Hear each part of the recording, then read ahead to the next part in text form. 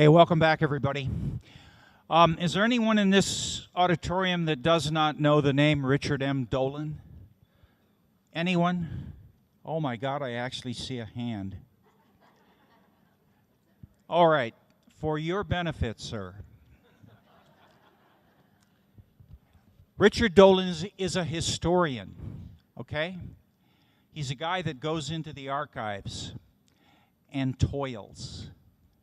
He's a guy that reads histories. He's a guy that goes out and gets first-person testimonies, okay? He spends his life looking at the hard evidence, and he sorts through it, and then he chronicles it. Guys, this is like a Bible of UFO history. And Richard Dolan is the man that we have to thank for this, the definitive work. Volume 1 a few years ago, now the new one, The Cover-Up Exposed, covering the years 73 through 91. If there is anyone that you know that has doubts the veracity of what is going on, the amount of evidence in the covers of these two volumes, no one can read it with an open mind and walk away not knowing that something is going on for real. Ladies and gentlemen, please welcome the man, Richard Dolan. Thank you, Bob. Appreciate it. Hello, good evening, good afternoon, I should say, and thank you, Bob.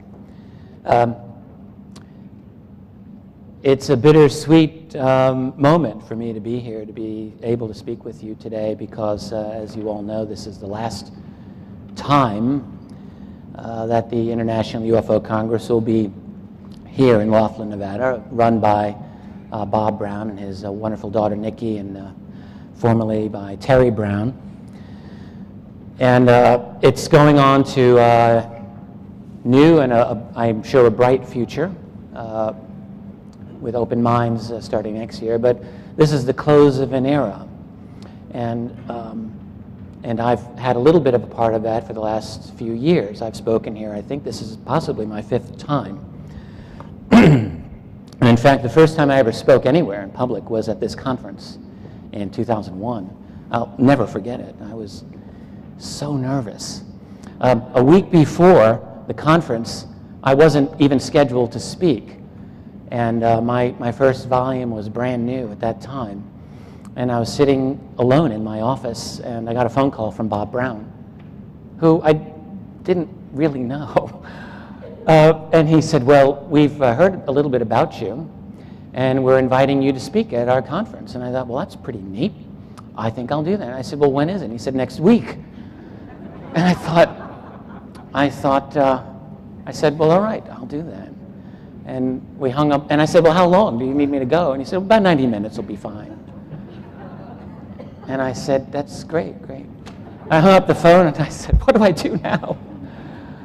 I didn't even have PowerPoint. I just went out there. I wrote a thing. I wrote this long, whatever. Wrote it out. Could you imagine? Who reads things? So I had this stack of papers, and I go out there. I read my presentation.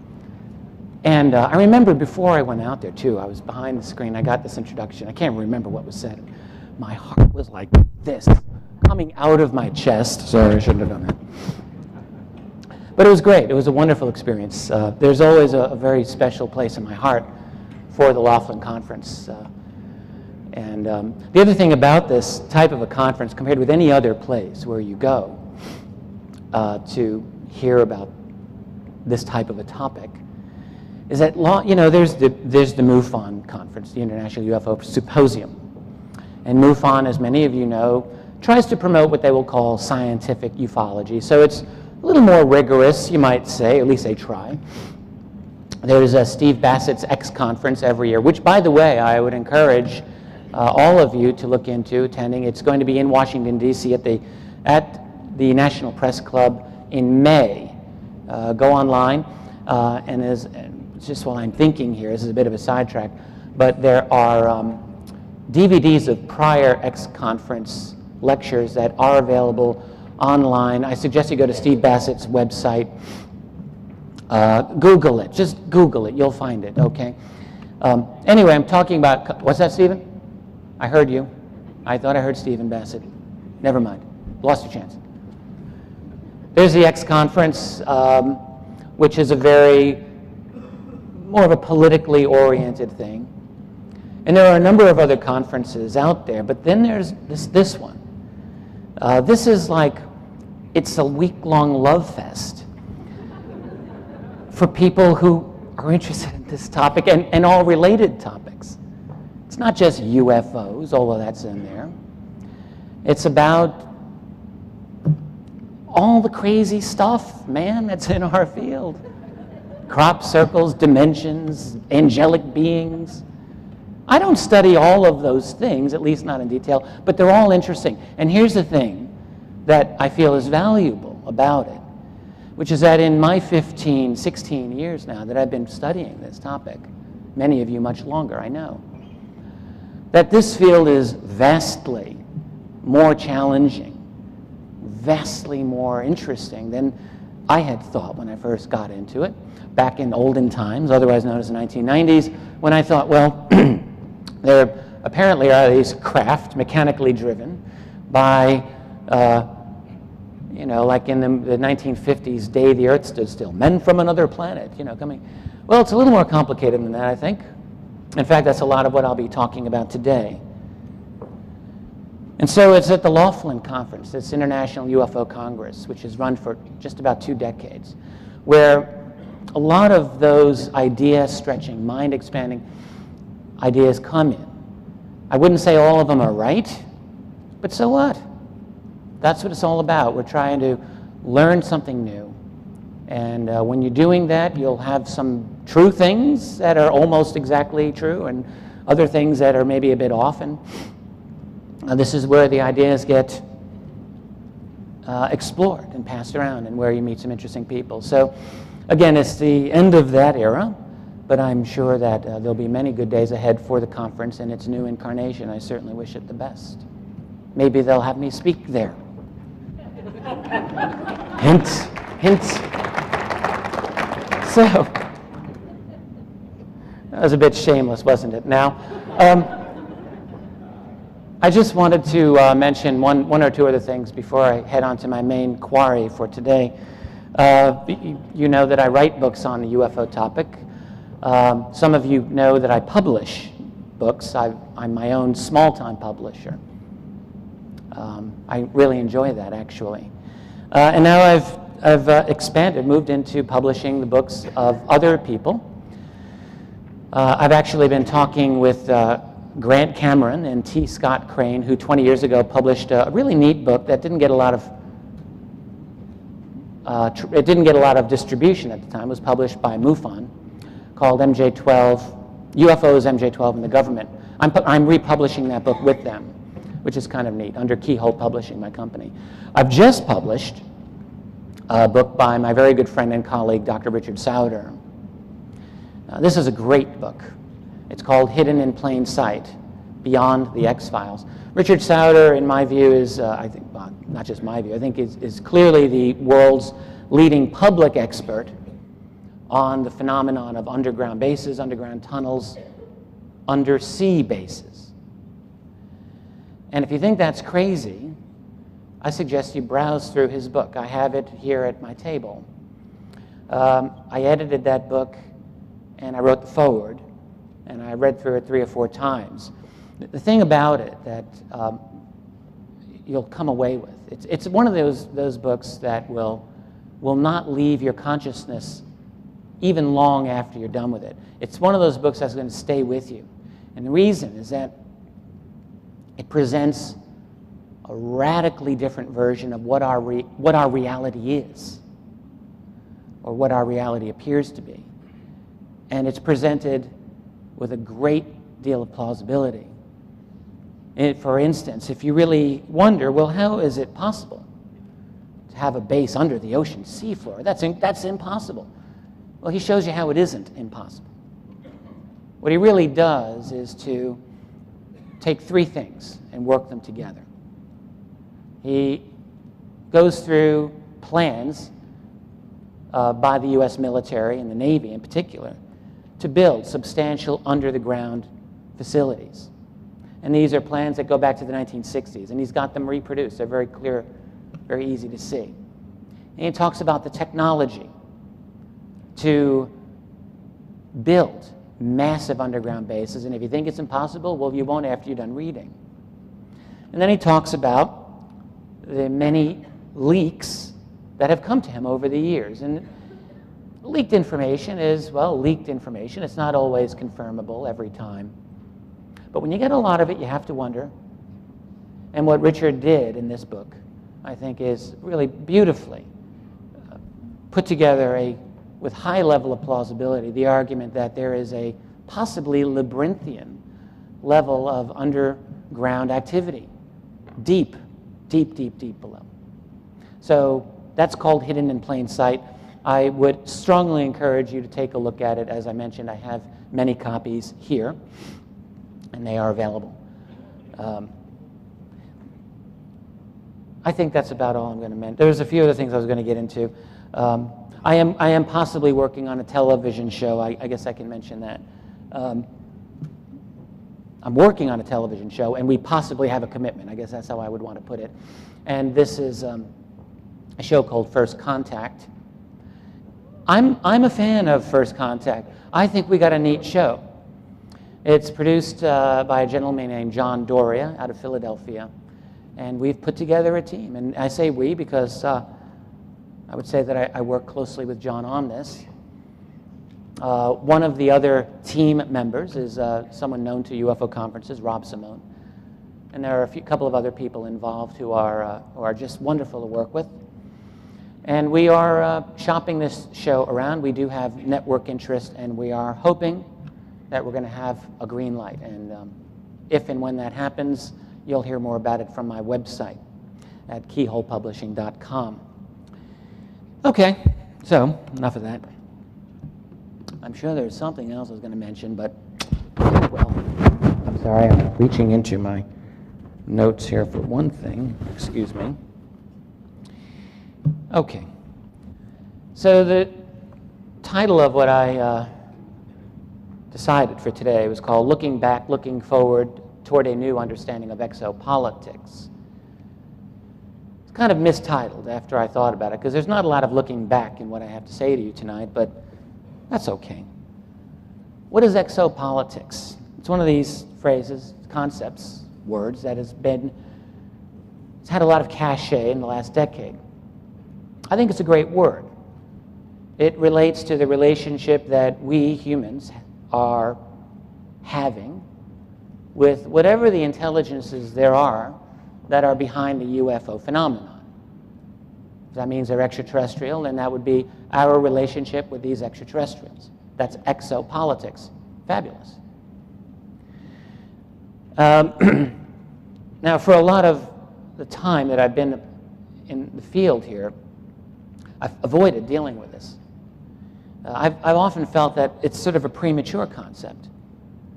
How are we to talk about our relationship with them when we don't even have an open official acknowledgement that they're even here?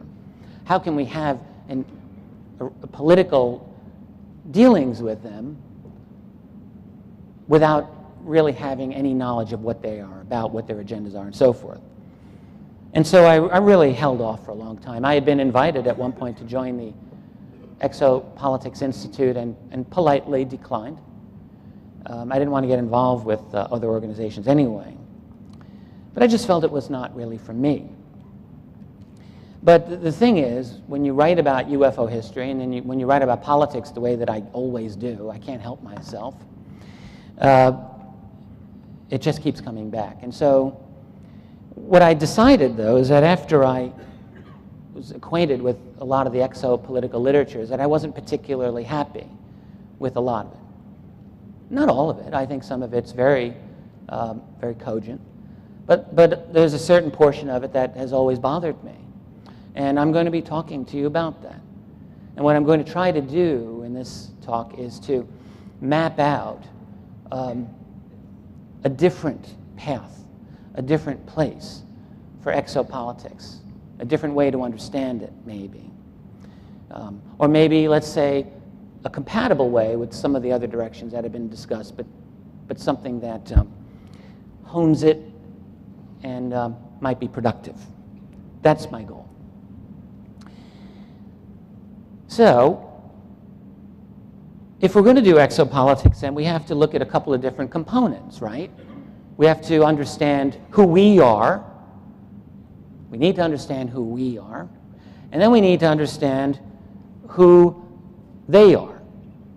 Now, the problem with that is, first of all, understanding who we are. Well, we can't ever agree on who we are. That's why we have political parties. That's why people fight with each other. So we have a hard time doing that as it is. And then understanding who they are, well, that's even harder, obviously. How do we find out about their politics, their sociology, their psychology, their motives, their intentions? We're always at a handicap when we do this. And so the first thing that I would say about any exopolitics is that it's going to be filled with gaping holes. And there's nothing that we can do about that until we get more information. And that might be difficult to do. That's a frustration, but that's life. Okay? So, let me move into a little bit of my take on our side of the equation. That's a little easier to do. I'm often fond of talking about the differences between official reality and unofficial reality. Now, long before I did UFOs as a topic, I was a student of, among other things, Soviet history. I distinctly recall my years studying the regime of Joseph Stalin. Fun times. Not. One of the things about Stalin is the famous Soviet census of 1939. And the story behind this was that Stalin had actually ordered a census of the Soviet Union for 1937. It was done. It was taken. The only problem with that census is that it showed a population deficit of about, I think, 15 million people who should have been there in the country but weren't there because guess what? They were all dead. So Stalin didn't like those numbers. He had all of the census takers shot. The few who weren't were sent to the Gulag. This is true. 2 years later, a new Soviet census came out with the correct total of the population. 170 million instead of 156 million. Gee, isn't that great? That became the official number, the official reality. And in fact, in subsequent books on the Soviet Union published here in the West, that 170 million was given as the official correct total. It was only years after Glasnost that people began to dispute it. What's my point here? Well, in that type of a society, that's easy to see. When you have a heavy-handed, ham-fisted totalitarian regime, yes, you have official truth, and then you have actual truth. But what we all learn, I think, is that this is a type of thing that happens wherever you go. And the reason is that because in all societies, there are those who are in control, who run the show, and those who don't. And those who run the show are always going to promote a particular version of reality that is amenable to what they want, obviously. So that's a long-winded description on our official culture. What are the major global issues in our official reality? Well, we just have been reading, some of you, if you're into finance, in Davos in Switzerland. Every year they have the World Economic Forum, and this year they trot out the same types of bland phrases that they want to talk about: economic and social welfare. Now, so after the great crash, mitigating global risks and systemic failures. I think we can figure out a little bit what that means. Enhancing sustainability. That's a big theme that they've talked about this year. And security, i.e., terrorism and I suppose North Korea and whatever. And that's something I don't know what they mean by this. Creating a values framework. You tell me. That's fun. Vague. The main things they've been talking about is the euro with Hungary, the Greek crisis, which I think has probably dominated everything, There's discussion on taxing banks, all conventional stuff. I'm not saying this isn't important, okay? But there are things that we're missing from Davos, okay? Systemic financial corruption, money laundering, drug trafficking, by any yardstick, okay? Drug trafficking is one of the top industries in the world. Now, the numbers vary wildly.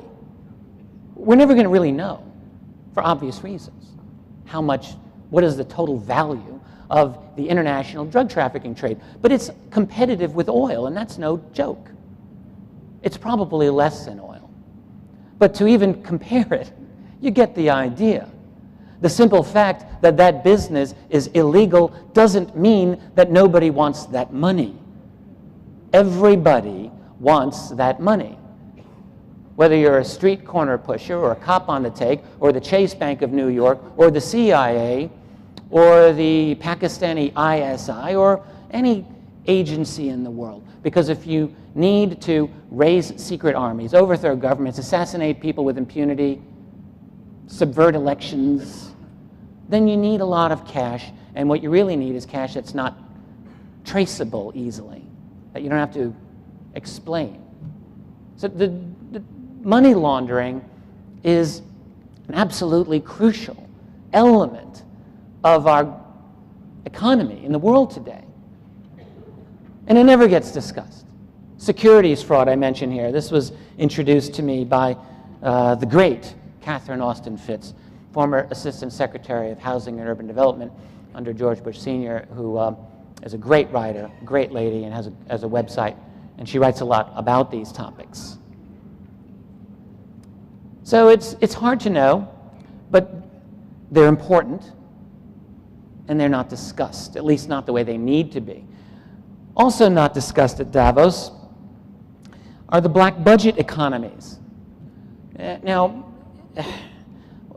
black budgets. This is another area where there's a lot of uncertainty as to how much money we're talking about. If you talk about, by the way, look at this really neat badge. I don't know if you can see that or read it. This is one of the many covert secret black budget badges that U.S. military forces have to identify their group, their unit. This one says a lifetime of silence behind the green door. In the center of that, if you can see it, is a green alien with red eyes. And there's a little red star over over Texas on that map there.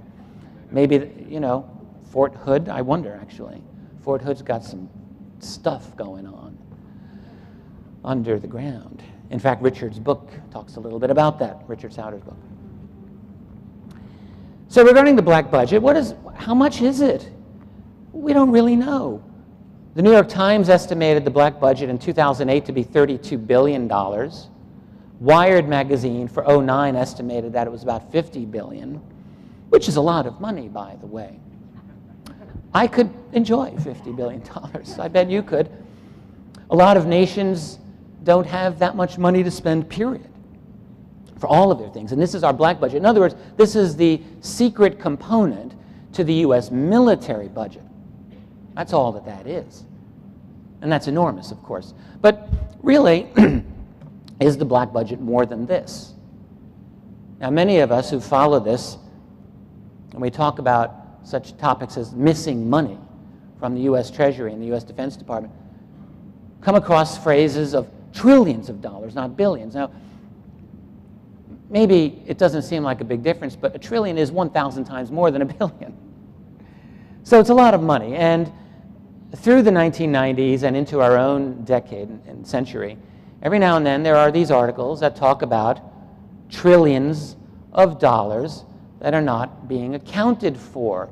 This one here is a reference to the famous statement by Donald Rumsfeld in 2001, in which he was speaking to the House Armed Services Committee in July of 2001, shortly before 9/11. And this is, of course, when the Bush team was brand new. So it wasn't really a political issue for them to announce that they inherited this massive fiscal snarled situation from the previous administration. And Rumsfeld told Congress that, he says, as crazy as it sounds, according to our accounting records, we cannot account for $2.6 trillion in transactions, if you can believe it. And then that was later amended to 2.3 trillion. So it wasn't a misspoken statement there. I tried wrapping my head around this for the longest time. Here's one regarding 3.3 trillion from the Treasury. And in fact, that was an analysis by Catherine Fitz. Where does all this money come from? I mean, the Pentagon's official budget in 2001, the year that Rumsfeld made that statement, was about $310 billion, so about 1/8 the amount he's talking. How do you lose 8 times your money? Well, turns out,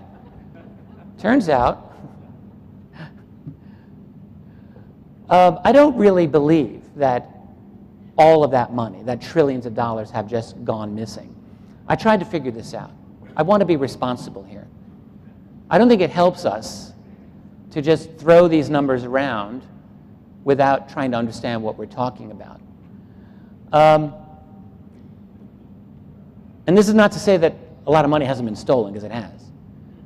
Within the Defense Department, particularly during the 90s, there were literally hundreds of accounting systems, software, logistics systems that did not talk to each other. When you go through reconciliation, the numbers can get very screwy. I'm not an accountant, but I'm sure some of you who are accountants might understand this better than I do. Many of those missing expenditures are often reconciled later. And in fact, regarding the 2.3 trillion that Rumsfeld spoke about, I did read, and I don't know that this is true, but I did read that some months after that, much of that money was reconciled. In fact, most of it was, but still a couple of $100 billion was not reconciled. So that doesn't mean that even that was stolen, although it could have been. Certainly, the point is that many billions of dollars go missing and have gone missing.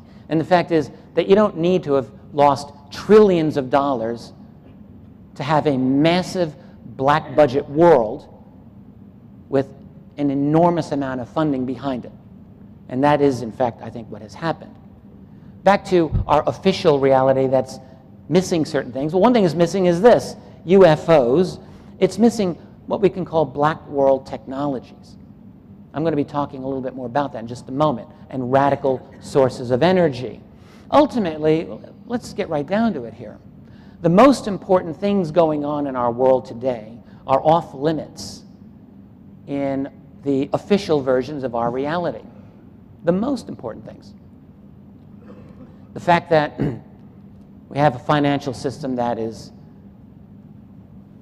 I mean, do you remember the BCCI scandal of about 20 years ago? A perfect case in point.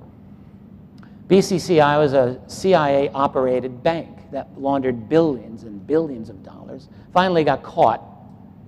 You go to the Wikipedia entry on BCCI today, and it'll say, oh yeah, and the CIA was also a customer of BCCI.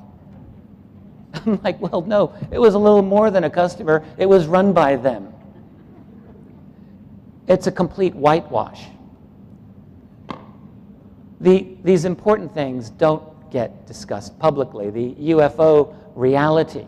Whatever these things are, whether we're making them or not, here's one thing you can take to the bank. They're operating on some principle of energy that's a little bit better than gasoline. If they can stop silently, hover over you for however long they want, and then take off like a bullet, they're obviously using something that we would like to know about. Just before I went on, a gentleman asked me what I thought about the recent UFO or phenomenon that was seen over Norway. That spiral, remember that's on, many of you have seen this video.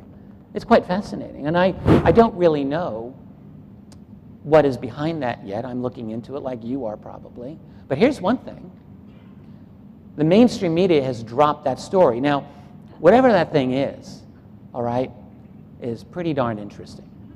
Whether it's a military test of some sort or not, one would think this is worth looking into. This is worth asking, what is the science behind that? What could that be?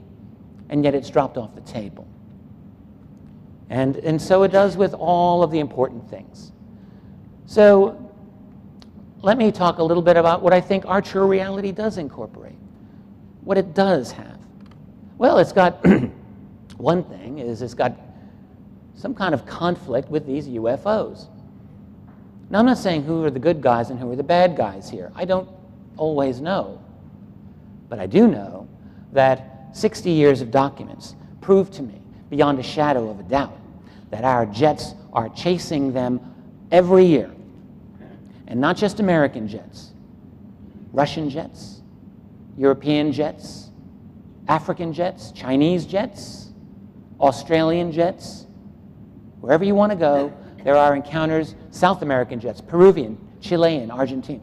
They go after these things. And they cannot compete. So whatever is happening, there is some kind of trouble in paradise.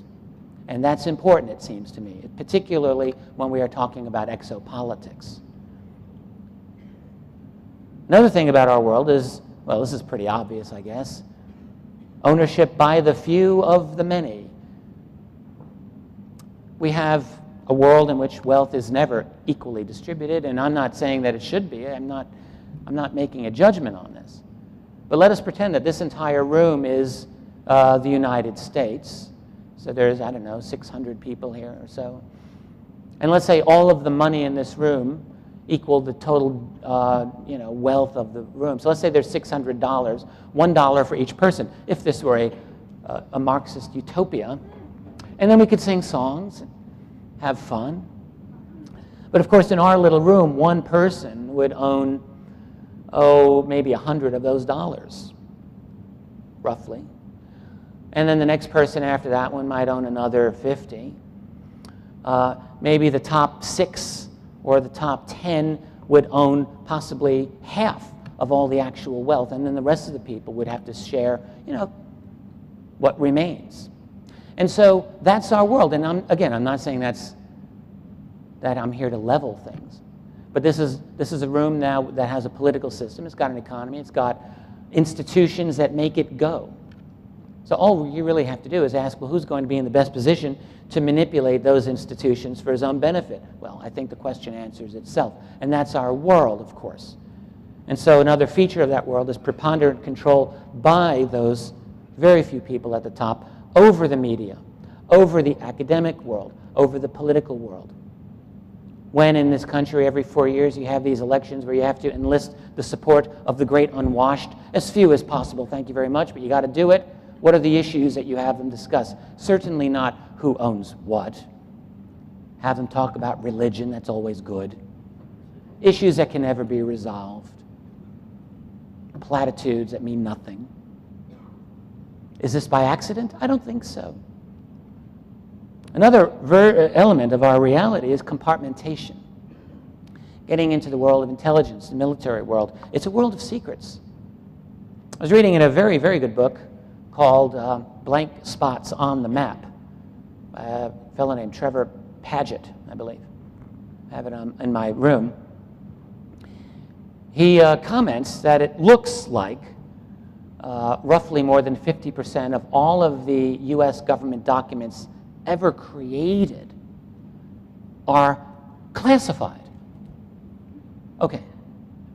More than half of all of the government documents of the United States are classified, which means if you are a historian seeking to put the history of your government down for posterity, most of your history is being held secret from you.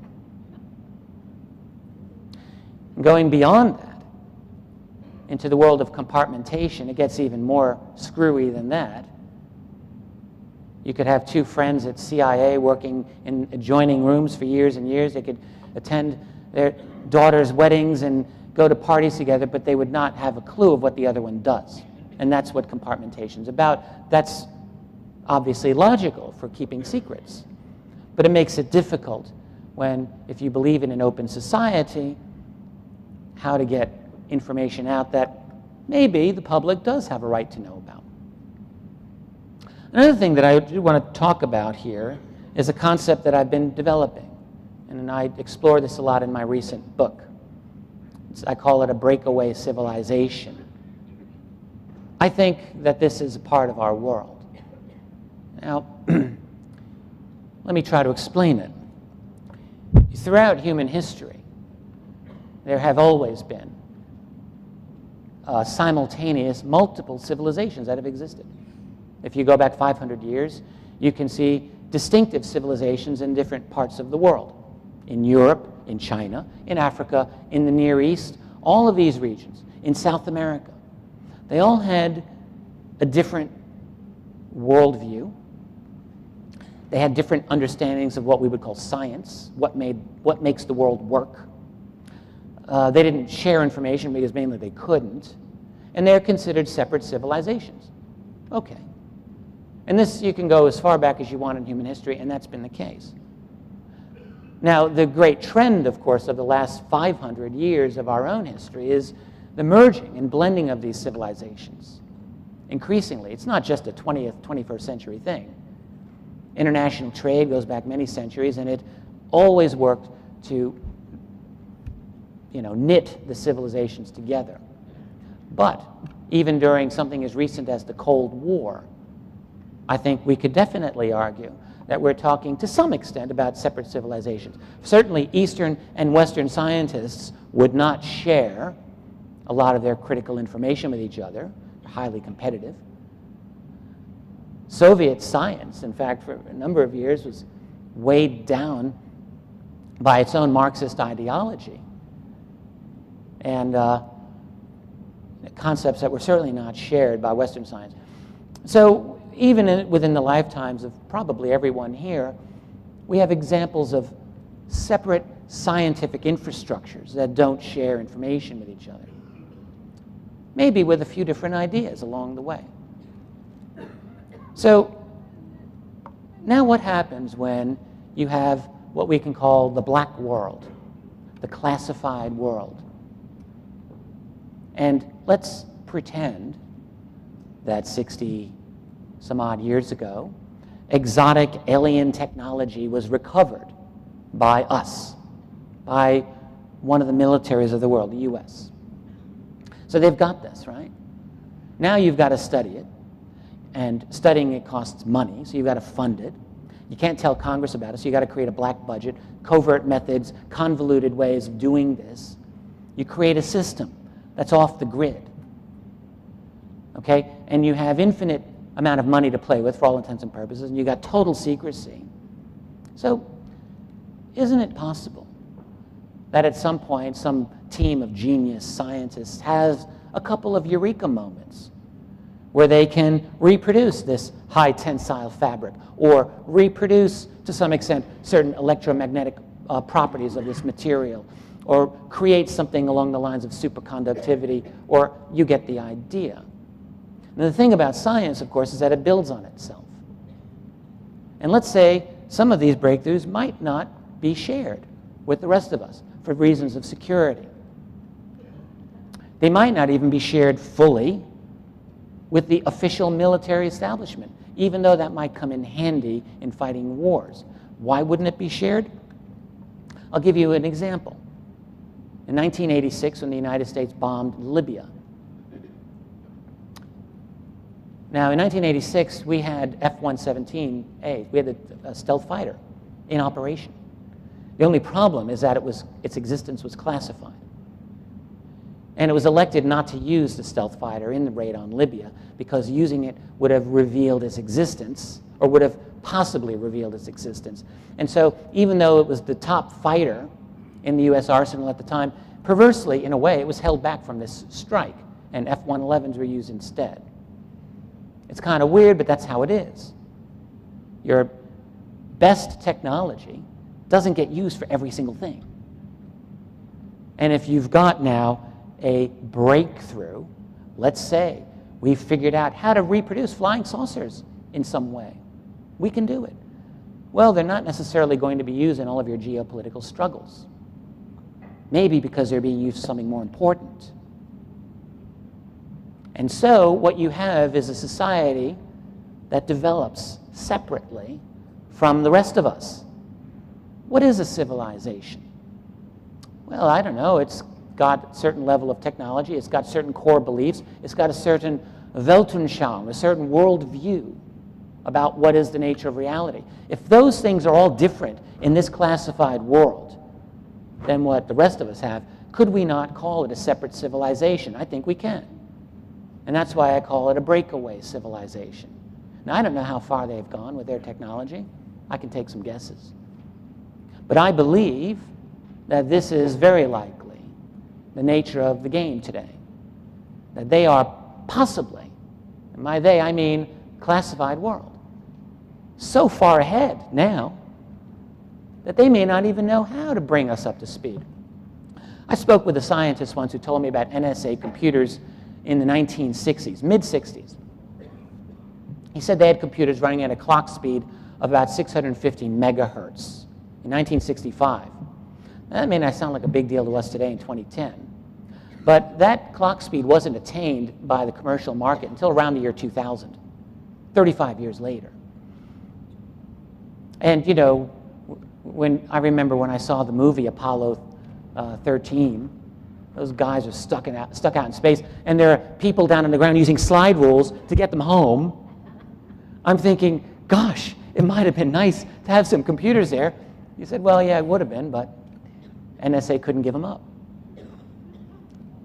So that's just one example. That's 35 years ahead. But I really think we may be talking about something vastly more substantial, in particular, if that classified world is dealing on a daily basis with the ET reality, as I suspect they are, in which case they've got a really different worldview than the rest of us. Now, I talk to a lot of people about this topic, and not everyone cares. Honestly, not everyone cares. People have jobs, they have kids, they got responsibilities. I understand. I truly do. There's a lot of important things in this world that I am not really diving into because I don't have time. I have so many hours in a day. But I'm submitting to you that UFOs do matter. They matter a lot. They matter to every single person on this planet, if for no other reason than that they represent technologies that are not supposed to exist, but yet here they are. We're in a world that's got a lot of infrastructure problems right now. We're teetering about a lot of things. Periodically, it's oil, water, natural resources, cascading, possibly ecosystem failures. Who knows? We got some problems. There may be some answers within the UFO technology field. I think that most of us can agree that that is very likely the case. And that UFOs also matter for those of us who might be considered idealists, I include myself here, who believe in such quaint anachronisms as truth and sovereignty and rule by the people. It matters when silence on this all-important topic occurs because it damages our society as an open society, which even though we're not really in as open a society as we want, it could be worse, but it could be a lot better. And this is damaging to us. But really, it matters because this topic, you see, affects people personally. And it's very easy for researchers, myself included, to forget this. There are a lot of people in this world who have been affected by this phenomenon, by what appear to be beings, entities. Not all of them are good, all right? There are a lot of people living with some form of generalized anxiety, fear, panic. I'm sure some of you are. And I know many other people who are. And they are living in that reality because something is going on in their life. Something is affecting them. They don't understand what it is. They can't talk to anyone about it. They get ridiculed if they do. They're isolated. They're messed up. And we as a society basically just toss them to the curb. There's something very, very profoundly wrong about that. It's a serious problem. What we have to do, it's my responsibility and it's your responsibility. If you understand that this is going on, to try to help someone who may be experiencing that. That doesn't mean that we can be their therapist. I'm not a qualified therapist, but I can listen. We can let people know that they're not alone. That's the most important thing. We may not be able to stop what they're going through, but we can be there for them. So that leads me to ask, well, what is going on? What's going on? Back to exopolitics, I consider this the fundamental question. I write a fundamental, but I think it's probably the bottom line. What's actually happening here? Now, I'll be asking a lot of questions. I don't have every single answer. But my hope is that these questions are going to lead us into a territory that we should be going. I'll tell you what's not helpful. Simple, simplistic answers.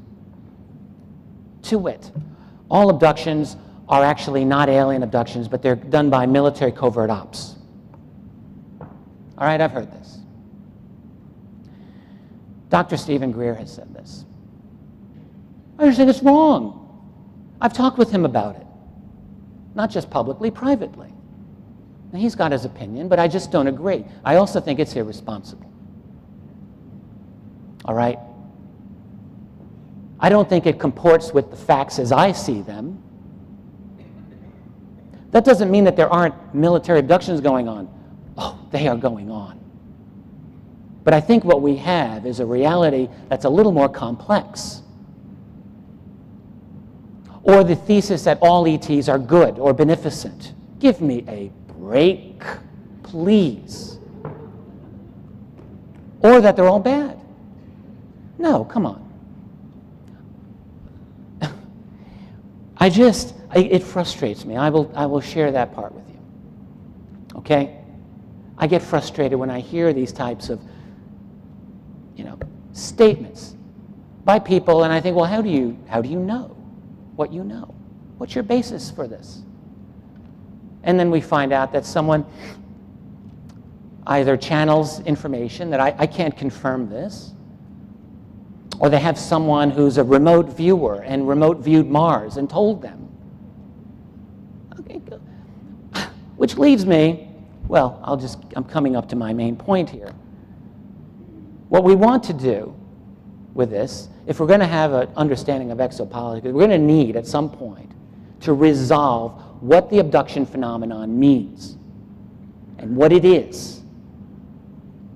Now, we're still on this path, I think. You've got all kinds of researchers in the field talking about abductions. And they have different angles on it. Not every single abduction researcher says that the ETs are evil and out to get us in some way, but there is a possibility of hybrids being created. Sure there are. It's the possibility that there are agendas happening, that there's manipulation going on with us that we're not aware of. And even if it may be for our own good, I think most of us can agree that if you or I were the subject of an abduction experiment, we might want to have given informed consent before it's the case. Now, some of what has passed for exopolitical analysis, we really have to look at a little more critically. And some of it really has to be rejected.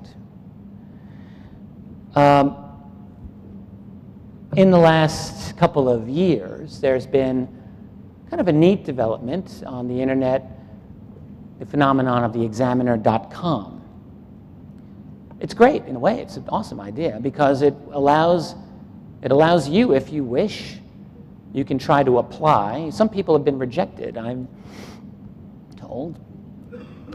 But you could apply and you could be an examiner writer, and you could write about the UFO topic. And the thing about that, like I get UFO news filtered, news stories through my Google News filter, and the Examiner articles are always very highly ranked.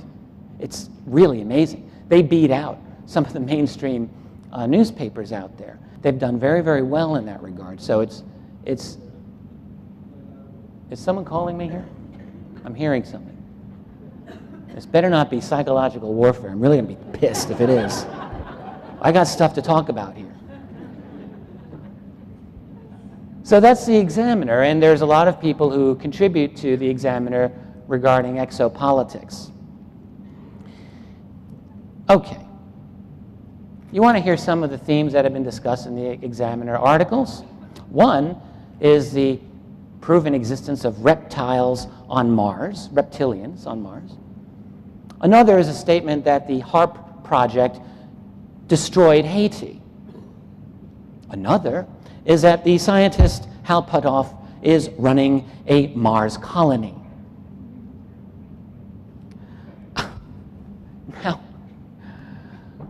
okay. Where do I begin here? Where does one begin? Look, any of these things are on the table if you can back them up with actual sources that a legitimate journalist would employ before writing an article like that. And none of those articles pass that test. Not one. Not even close. They are an embarrassment. Other articles. The whole Obama disclosure buildup throughout '09. I'm very sorry. I beg to differ that there was this impending disclosure. And I said this multiple times throughout '09, that I saw no evidence, none, that there was going to be an impending disclosure by the Barack Obama administration in 2009. And yet, we were given sources. Some of them appeared to be psychic sources. Others, these mysterious insiders, no one's ever discussed here, saying it's going to happen. And it never jived with the logic as I saw it anyway. And of course it didn't happen. And then the kicker, though, was that that non-disclosure was then listed in the Examiner as the top news story of 2009, the fact that it didn't happen.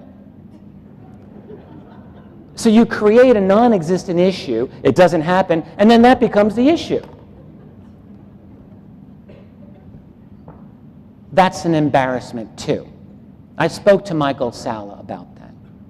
And I like Michael. I really do. I think he's a good guy. I also think he said a number of things that I thought are very insightful. But that I had a problem with.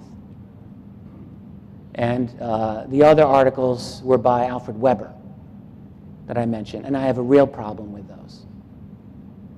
Researchers who are responsible need to stand up. We need to hold certain standards when we talk about these issues. I know as well as they do that we live in a weird, strange place, that the actual reality of our world is vastly more bizarre than this official reality that we have when we walk out into the casino here. But I also know that when we talk about this, we're not just spouting out whatever comes into our head. That's not a responsible way to do this. We have to be responsible. We have to be a little more careful, a lot more careful. The problem is, and I'm not trying to accuse them of what I'm about to suggest here.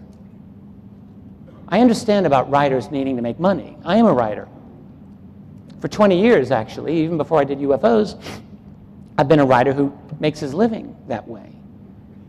And so I have a tremendous amount of empathy and sympathy for anyone who is able and attempts to make money as a writer. It's not easy to do. All right? And the Examiner articles do pay a certain amount of money per click.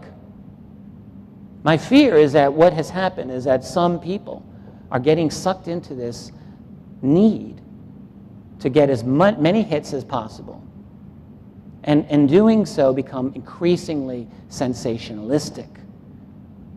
And that's where I have the problem, because that affects my field, that affects indirectly my reputation because I get roped into this.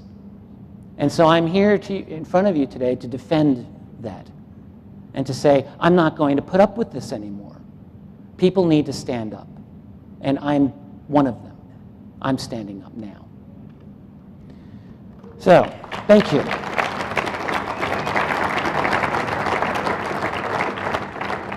I appreciate that. I do. It'll make up for all the shit I catch after I get home.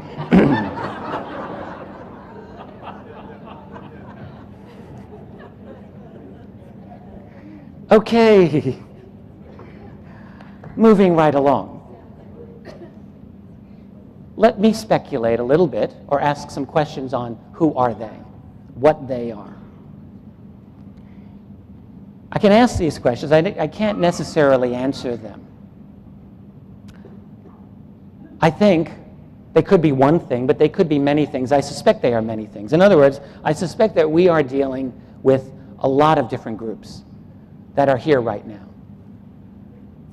And I say this because when I look at the reports of encounters that people have reported with other entities, there are a fairly wide range of several basic types. And I speculate, I think, that we're probably talking about different groups. On top of that, there have been some, yes, leaked information that have come out over the years, including to myself and including to some other researchers whom I happen to trust. That gives me reason to believe that our classified world is very aware of this, of the existence of several groups that are here. And that our classified world is monitoring them in some way. I think that is going on. We can ask, have these entities recently discovered us, or have they known about us for a long time? Are we part of a program of theirs? I have a friend in Rochester, New York, where I live, a lady named Colleen Clements. She's a PhD.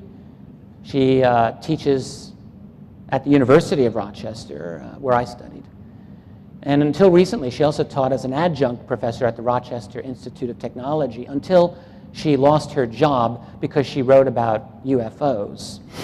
When you're an adjunct, you don't get job security, of course.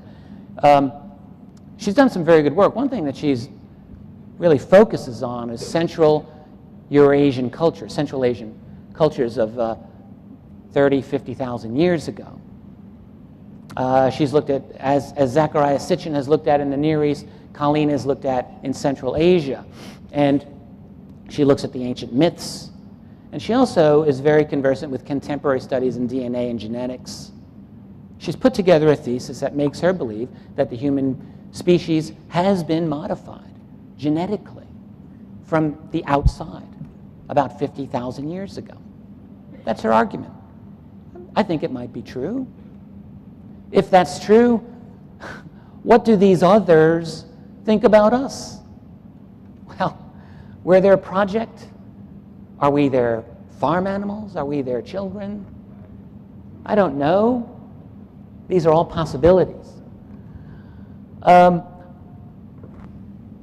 Which makes me just, again, this is the last hit on contemporary exopolitics I intend to make, but I think when we start talking about things like setting up an ambassadorship program to relate to them, or somehow indicating that they are our spiritual mentors or here to guide us, I'm not saying that this is an impossibility here, but I would suggest that it's very premature to assume that this is how it's going to go down. A couple of things that they might want. I put myself in their position. I do this a lot. I've got nothing else to do with my time. I think, well, what if I were an alien? What would I do? Well, I think one thing they might be interested in is, are the resources here? I mean, look, Earth is a great place. We have an incredible array of minerals, an incredible amount of fresh water, kind of nice, and we've got a stupendously large assortment of unique combinations of DNA, all of this life. And we've got humanity. I'll get to that in just a minute. But we've got a lot of things. So like if you know how to play games with DNA, when I'm assuming they do, this is a great place to be. So they might want some resources. They might be interested in creating hybrids.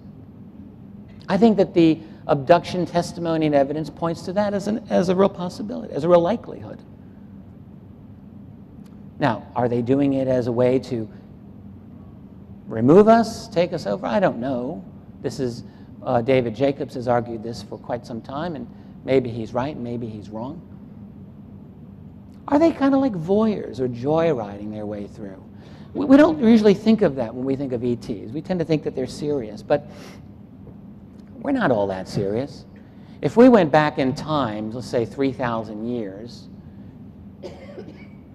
I don't know, we go back to some ancient society of that time with our iPods and our laptops, and we'd have some people who might be responsible, and maybe not others. Maybe there's some who might want to set themselves up as a god. Be easy to do.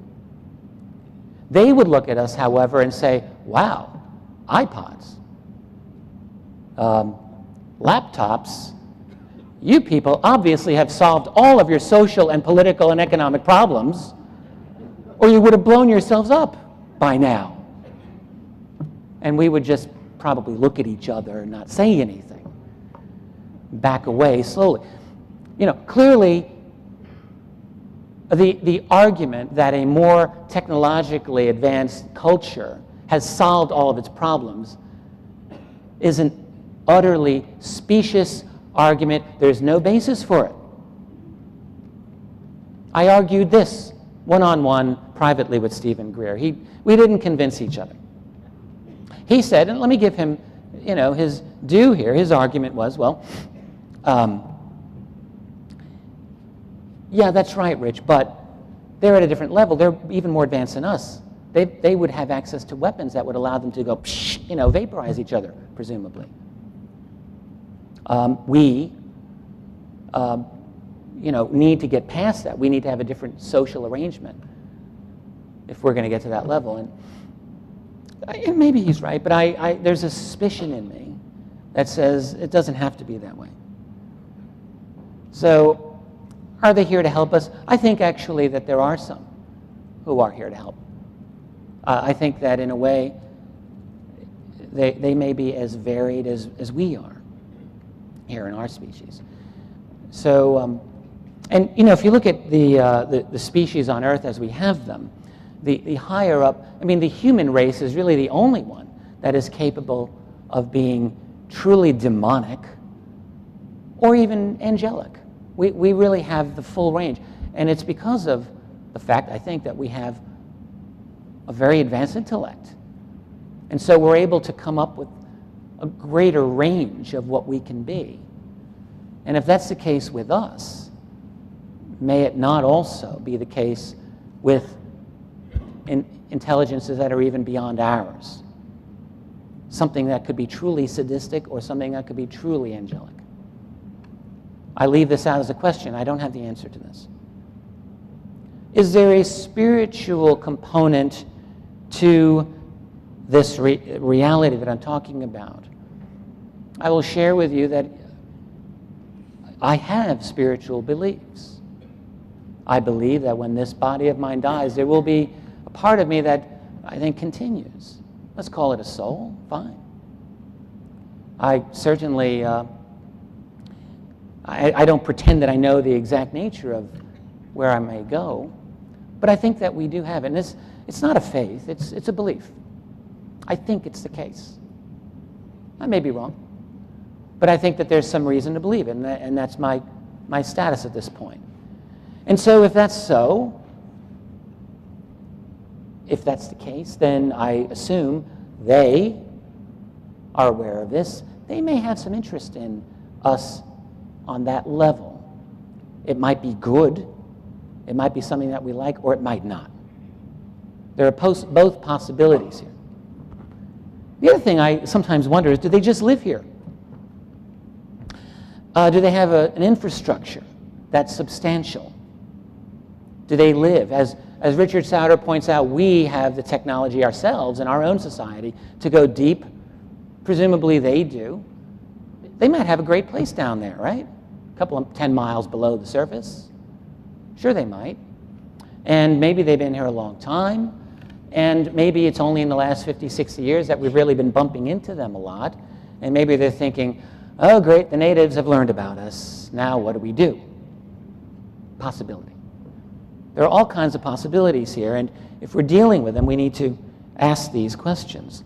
Where are they? Where do they live? This is a clip from the website of the late Jeff Challenger.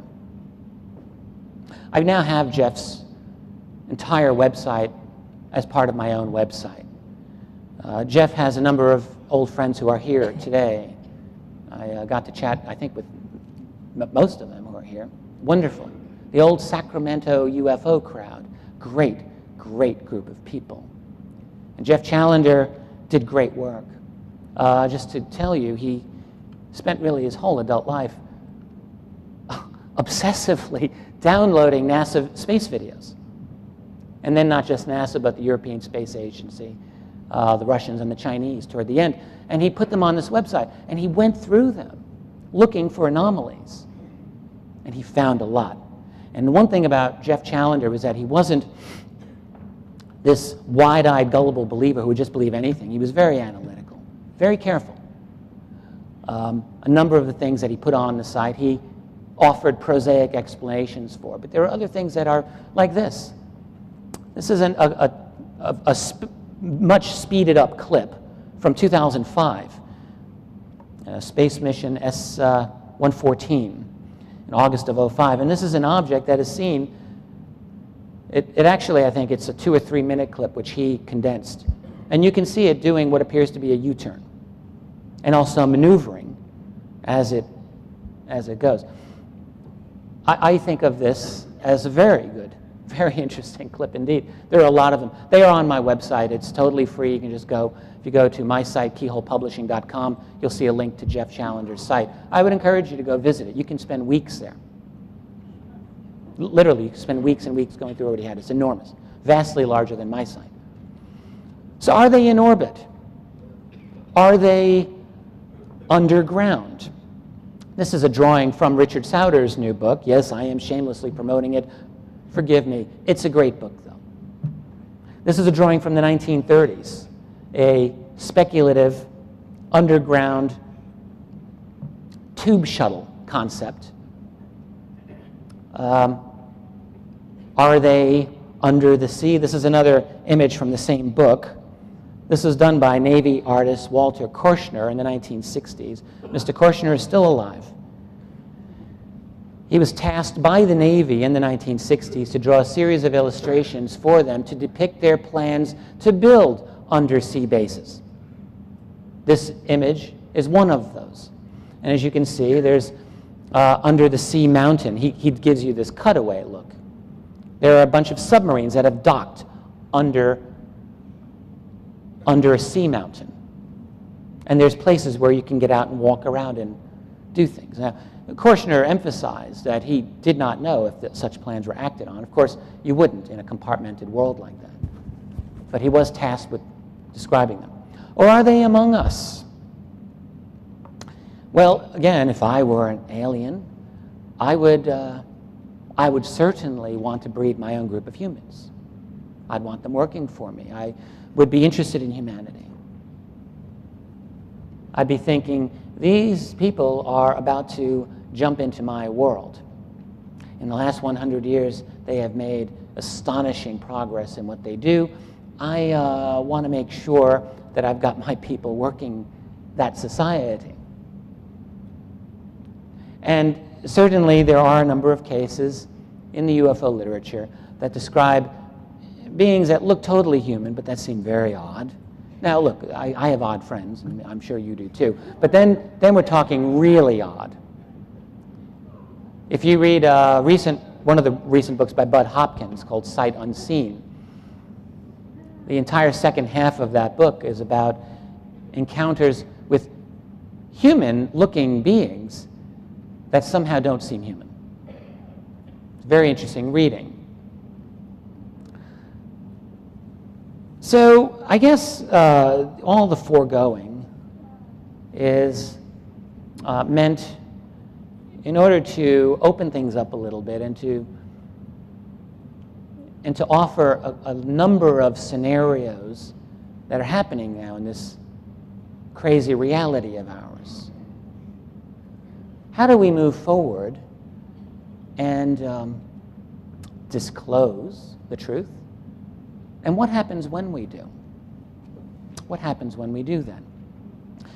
Our species, our civilization, let us say, is at a crossroads right now. In the last generation, we've developed a global connectivity that really there's just no parallel to it. We've developed we've experienced what I call a transnational revolution, in which individual sovereignty of nations has increasingly become irrelevant. There hasn't been any law that just says, okay, no more nations now, but what's happened in practice is that is what's happened.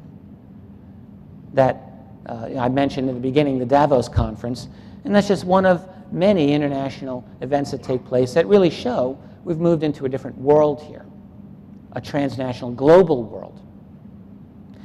And I'm not even saying that's all bad. It's probably necessary in a lot of ways. If you want to be able to do internet, you want to make cell phone calls, if you want to have this connectivity, well, things are going to have to change. Okay? But what I am saying is that the way that this change takes place can be one in which it allows freedom or not. It is very possible that we can move into a global police state, and we all see the signs on the wall. It's also a fact that the internet is still a bastion of freedom in this world, in many places of the internet. You have places like China where they restrict it. There are other nations, Western nations, where there are periodically attempts to restrict internet in one way or another, so we have to be careful. In practice, most people get their news from their AOL news server or their MSNBC or Yahoo, God forbid. Well, that's good for American Idol news, so you can get that. In other words, they get it from some major pre-masticated, pre-chewed corporate sponsor that says, here's your news, okay, making it no better than the stuff they see on television. However, there are areas of freedom on the internet, many of them, and that's a good thing. And so what we have right now is a kind of clash. It's a big one. It's the monumental clash of the forces of freedom and the forces of control. And we're experiencing in our lifetimes on a scale that I don't think has ever happened before. That fight is not over. We're in it.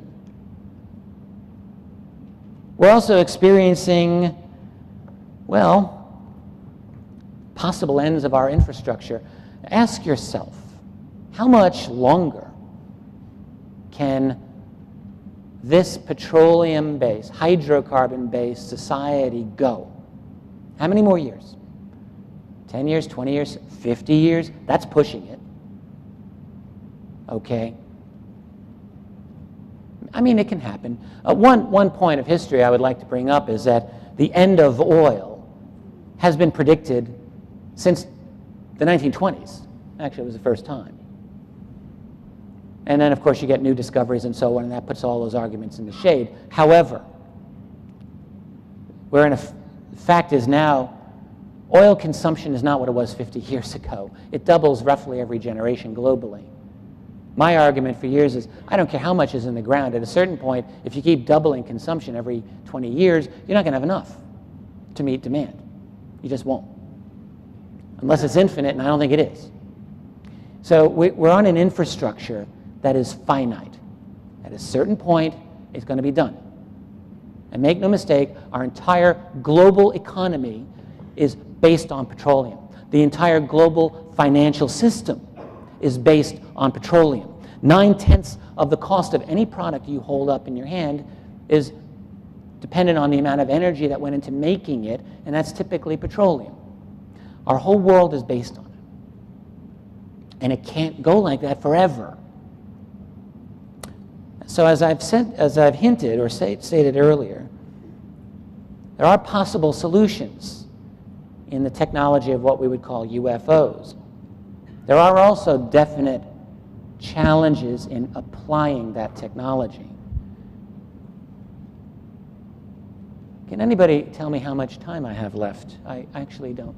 No, let me take a look here. Well, I have 45 minutes left? That's good, actually. I think I'm going to be on time. You know why? I am terrible about keeping on time with my lectures. I always go over. And today I prepared for a 90-minute lecture, and then I find out I got 2 hours. So I thought, sweet. So to move forward, what do we need to do?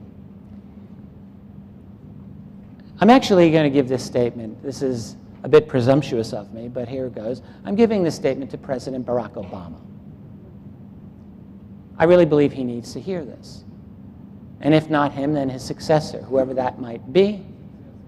Because what this world really needs is the leadership and courage to see what this problem is, and then to take the proper steps to move us into our true destiny, not a destiny that's been denied to us for 60 years. There have been actually very understandable reasons why there has been secrecy on this topic. And let me mention a couple of them real quickly here. You go back to 1947, 1948, and you're the president of this country, the United States, and you're given this awesome information that there are, not only are there other entities that appear to be here, but now we've actually acquired some of their technology. You know, Harry Truman might have had an instinct to tell the world. I think that's possible. And then he might have thought a little bit about it and thought, well, there is a possibility of public panic. That's real. Bear in mind the War of the Worlds panic inspired by Orson Welles was in everyone's memory at that time. Moreover, this exotic technology, I'm not sure if we really want to share it with everyone else, and it's going to be hard not to share it if we tell them that we've got it. And so you might just want to gather your best team together to study it. And now you've got a secret, and as everyone knows, secrets have this way of trying to maintain themselves, especially when a secret can generate profit and power, as this one does. And then, despite your best intentions for illuminating the public, you may think twice, and then thrice, and then it doesn't happen. The problem is, though, that this isn't 1950 anymore. In 1950, you could say, well, the technology is great, but look, we got all the oil we're going to need forever. We've got great stuff that we're doing right now. We don't need that exotic technology. Well, this isn't 1950. And we're taking that oil down at a very rapid rate. And at some point, as I've suggested, we're going to have a hard time meeting demand. We may be at that point now. And if we're not now, we're going to be. So it's a bit of a more dire situation today, I think. So what do we need? I would suggest we need a reasoned humanitarian response by responsible leaders to bring about a peaceful transition and a courageous confrontation of the truth. Let me call that my policy statement. And I think that would be a good one for any president of the United States to start with. The devil is in the details. What are some of the details of what I think the president should do? The first thing I think that a president has to do is reclaim full constitutional authority in the name of the people of the United States.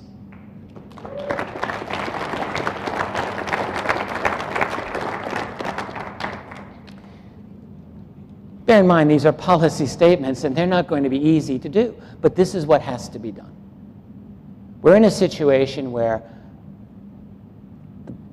the classified world, the black budget world, I have argued elsewhere and at other times, has gone private, so to speak. That there are private international entities that have essentially, no, not essentially, have completely taken over control of vast areas of what we will call the black budget world. I've spoken with Navy officers, U.S. Army officers, who have said to me that the dominant players in the world of special access programs, that is black budget, are not Defense Department personnel, they're contractors. They're the people in Lockheed and Boeing and General Electric who run these black budget programs.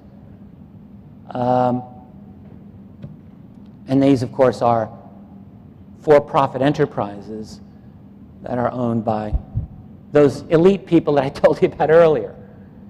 The president's got to reclaim constitutional authority. And one other thing along these lines, let me say. I spoke to another gentleman, retired high-level officer from the Air Force, some time ago, and this gentleman conducted an interview at one point of a man on his deathbed, a man who was dying in a secure hospital. The man was, I was told, had handled wreckage at Roswell in 1947, including bodies. He ended up living a long life, and now, many years later, here he is dying in a hospital bed. This officer, this Air Force officer, interviewed him, accompanied by security personnel. At one point, said to this man, "It's a shame that people such as yourself are unable to speak the truth about what you know. Wouldn't it be great if there were a presidential executive order that would liberate you from your oath?" To which this man said, "It would take a hell of a lot more than a presidential executive order to liberate me from my oath." I asked my informant, what are we talking about here? Are we talking about some kind of international group, something like the Bilderberger Group, for example? He said, yeah, something like that, I think. Everyone's got their limits as to what they know. The president's got to reclaim it in our name. That's step one. Step two, along these same lines, enforce authority over runaway black budget operations. Step three, release individuals from black world ET-related secrets. Now, if a presidential executive order is not sufficient, in this gentleman's case, then a way has to be found. The president's got to find a way. Establish open international collaboration on a full array of political, social, economic, cultural, religious issues to deal with this. Open up the conversation. Paying special attention to the problems of transitioning human society away from our petroleum-based global economy. Now, here's something I want to be very clear what I mean here. I'm the last person to advocate the New World Order. I don't. I'm an opponent of the New World Order. I can say that very confidently. What has to be done, however, is a federalized global system, but one that is not under corporate domination, with a global Bill of Rights. Look, this is what happened with the United States Constitution 2 centuries ago. That is the story of the American Republic. In 1787, leaders of the American government, as it was then, got together to create a new constitution. There were a lot of arguments over this. The early 13 states had just fought for their independence from Great Britain. Many of them were not interested in giving up that sovereignty to essentially what would be like a new king here in America, a new centralized government. They said, the hell with that. They were the anti-federalists. Their concern was human liberty, and we respect that.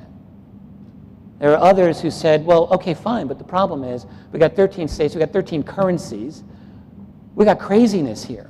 There's no cooperation. We have to have some. It's not going to work. We're going to be weak and divided, and we're not going to survive. And so the compromise, the American Constitution, which created a federalized structure, which gave power to the federal government and power to state governments, created a Bill of Rights. Great solution, I think. I think it's a great solution. The fact that we've developed real problems with the American government in the last number of decades doesn't take away from the fact that that solution was political genius and a real gift to mankind, I would add. We need something like that on a grander scale now. We have moved on to a new level. We have to recognize this. We need also to encourage a different kind of global culture. And I don't know how to do this. I've worked for myself for 20 years. I believe in free enterprise. I don't like when governments tell me what I'm supposed to think. What I would like to see in this field, however, in this world, is somehow a way to encourage a global culture that facilitates a way to meet the ET challenge. And by that, I mean, think of it this way. What constitutes American culture today? Well, a lot of it is turning on your television and sitting in your chair and watching, I don't know, whatever you watch. I'm sure what you watch is vastly better than what your neighbor watches. I will say that. Those neighbors, especially my neighbors, they won't be seeing this ever, so it doesn't really matter what I say, I can assure you. But ask yourself, really, how well our educational system has prepared us to meet the challenge of an extraterrestrial race, how well our national media has prepared us, how well our political institutions have prepared us, when we spend most of our times debating who's the best performer on American Idol, or arguing which is the best football team, or who's going to win what Olympic event. These are fun and games, but most people spend most of their day filling their head with stuff that's really not getting them to the level that they need to be. Because if there is the presence of these others here, as I believe that it is, and I think as many of you believe, then we've got some work here if we're going to deal with them in any exopolitical way. And this is the part where when people start talking about raising consciousness levels, I am there. I understand and I agree. We have to. And step one, I would suggest, is in raising our awareness of the world around us in which we live. Observing carefully, stepping back and seeing things for what they are. That's not always easy to do, but at least we start with the awareness of where we are. In short, the United States president needs to take the initiative in promoting what will end up being a radical transformation of our civilization. We are not ready right now as a civilization to deal with them, and we're going to need to be. My suspicion is that it will happen as a great shock. And there'll be a lot of screaming and pulling hair and running around in circles, and then people will calm down. And some people will develop and deal with it, and others won't ever. They just won't. But their children will, and their grandchildren will. That is my own opinion about how most change takes place. I think most people, more or less, wrap it up in their 30s or 40s. That is, they think that they've figured it all out, and then they spend the rest of their life filling in the blanks of what they think they know. Not everyone. We can all be exceptions to that rule, but by and large. But changes across generations will take place. Now, is disclosure possible? Well, I think it is. Some people don't. Some people think it's impossible. I've often said it's impossible and inevitable. A nice little paradox. It is impossible in a way when you think about it. There's really no motivation that I see, no easy motivation for those who have this secret to give it up. You'll see why in a moment. Because if you have disclosure, if the president were to start this process tonight and to say to you, my fellow Americans and indeed citizens of the world, I have been briefed by responsible members of my intelligence community who have informed me that indeed the UFO phenomenon is in part extraterrestrial or alien. Okay? Once you open that door, you can't just walk away. There are going to be many questions, and some of them are going to be very angry questions. One element of disclosure is going to have to address the issue that I raised near the beginning of this lecture, which is that there's an element of confrontation here. So someone's going to ask, Mr. President, why does it appear that our jets are chasing these things?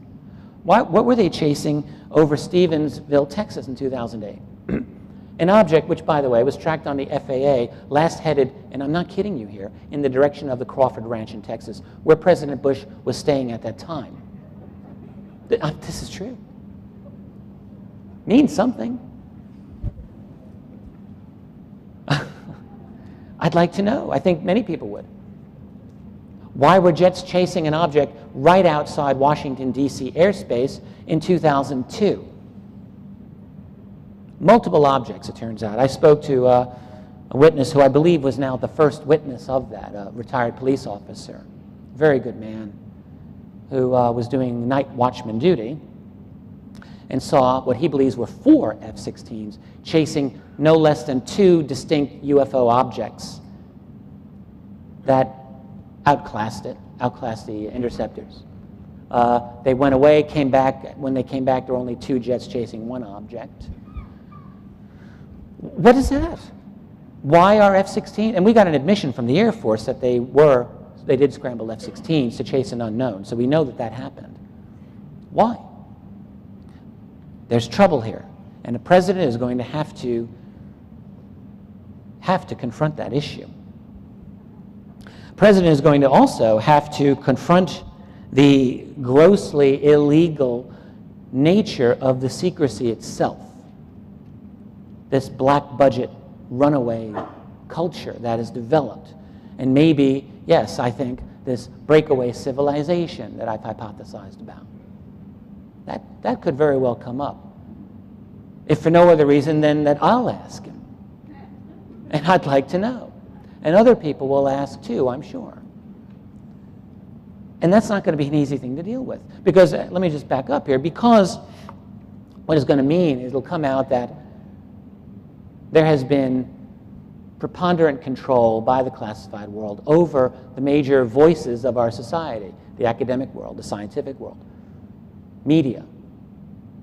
That's not going to be fun for us to examine. It's a political nightmare. Then he's going to have to ask or answer what the secret programs that we have are about. Are we making our own flying saucers? Are we going off-world? Certainly a lot of claims that that's the case. I think it's possible, yes. That image you saw from Jeff Challender's site of this object doing what appears to be a U-turn, that's evidence of a secret space program, either ours or theirs, but it's someone's. And if that's their object, then I can guarantee you we will still have our own secret space program to deal with that. Right? So, what are the secret programs about? Who are they, Mr. President? Not fun to deal with, necessarily. Why are they interested in us, sir? Why are they abducting people? And if they're good, then why are we fighting them?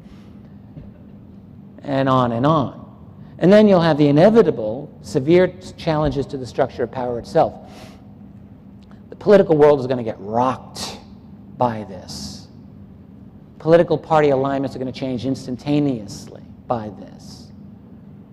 industry? What if we discover now with the UFO mystery comes out that they have a much better version of steel than we have? Well, probably they do. So there goes the steel industry.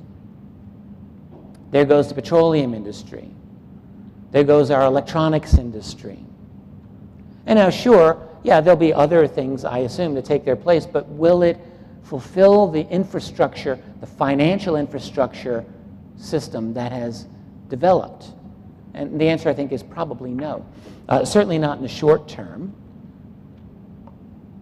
You know, we're dealing with stock market fluctuations now that are going crazy. I think it would be far greater at least in the immediate post-disclosure world. There's going to be a lot of fallout. I mentioned financial instability, infrastructure changes, energy changes, disruptions.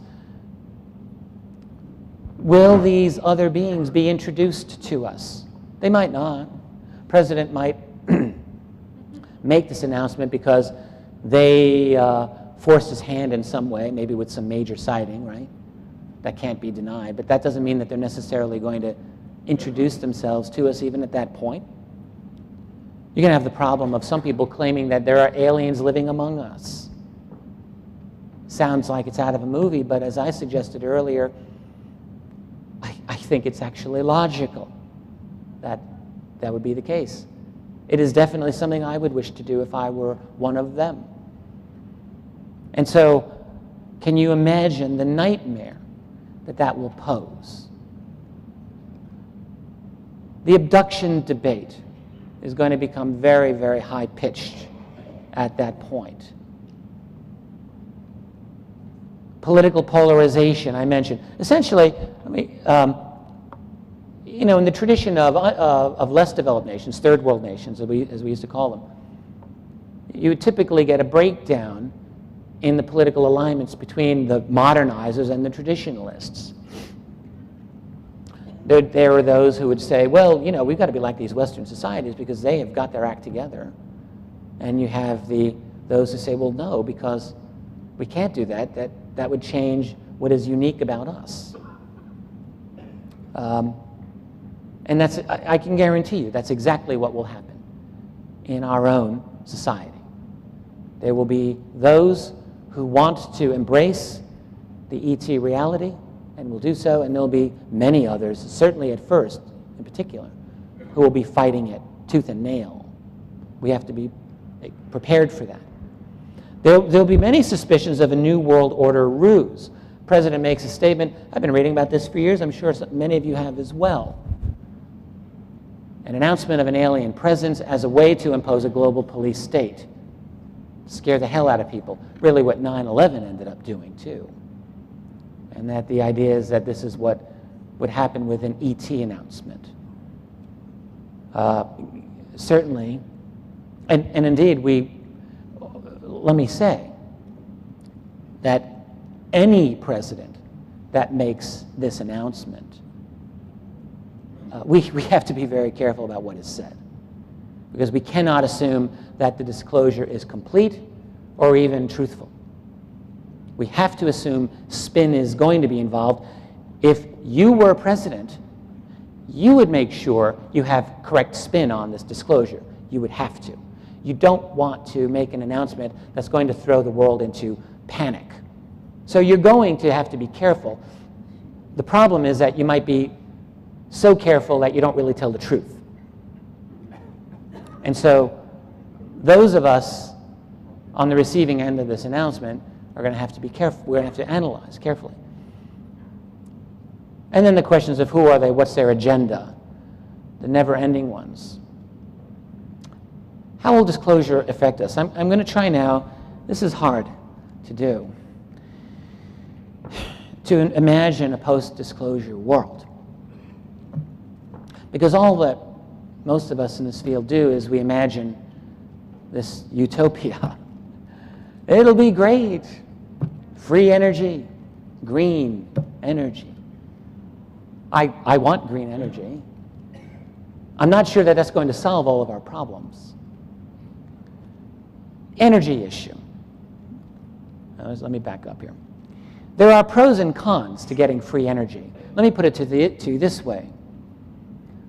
for about 150 years, roughly, we've had free energy. It's called petroleum. You know, for most of the time in the last 150 years, gas has been cheap, very, very cheap. Almost, you might say, free. Not quite, but close at times. And it's been great. It's allowed us to kind of scurry about all over the world, like little termites, building roads, hacking down rainforests, destroying all kinds of native ecosystems. Human beings with free energy can be a scary thought. Okay. So, thank you. Now, I'm sure that you personally can be trusted with free energy. Well, I know that you can. But your neighbors might not be, nor mine. You know, one of the issues is the energy that would heat your home for free, forever, let's say, presumably, conceivably, could be used to make a bomb that would be really bad. Maybe. Without, in other words, the proper safeguards put into place, the release of information like this could be a very dangerous thing. Releasing the science about it could be a very dangerous thing. And so that's a real problem. It's a valid, legitimate problem that those people at the top of our economic and political food chain have to be thinking about. If they're being responsible, and I think some of them probably are trying to be responsible. I don't really think they're all evil. I think a lot of them are evil.